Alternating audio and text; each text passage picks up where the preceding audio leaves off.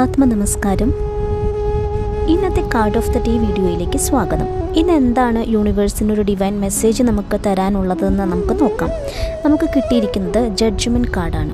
ഈ കാർഡിൻ്റെ മീനിങ് എന്ന് പറയുന്നത് റീബർത്ത്, ഒരു wake up call, resolution, inner healing, ഇതൊക്കെയാണ് ഈ കാർഡിൻ്റെ മീനിങ് എന്ന് പറയുന്നത്.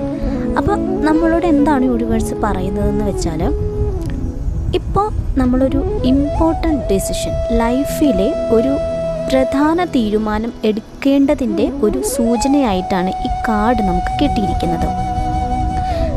ഈ തീരുമാനം, നമ്മൾ എടുക്കാൻ പോകുന്ന തീരുമാനം നമ്മളുടെ ജീവിതത്തിൽ വലിയൊരു സ്വാധീനം ചെലുത്തുന്ന ഒന്നായിരിക്കും. അതുകൊണ്ട് നമ്മളത് നിസ്സാരമായിട്ടൊന്നും എടുക്കേണ്ട കാര്യമില്ല. അപ്പോൾ നമ്മളത് എങ്ങനെ വേണം ആ ഒരു ഡിസിഷൻ എടുക്കാൻ എന്ന് വെച്ചാൽ, നമ്മുടെ ഇൻറ്റ്യൂഷനെ നമ്മൾ ട്രസ്റ്റ് ചെയ്യുക.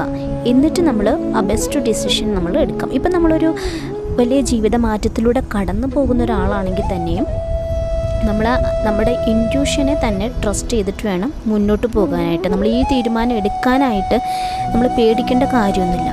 നമ്മുടെ ഗട്ട്സ് ഉപയോഗിച്ചിട്ട് തന്നെ നമ്മൾ ഈ ഒരു പ്രധാന തീരുമാനം എടുക്കുക.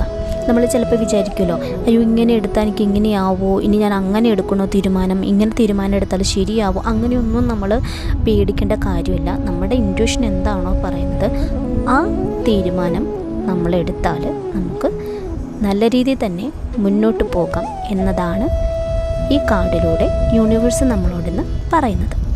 അപ്പോൾ നന്ദി.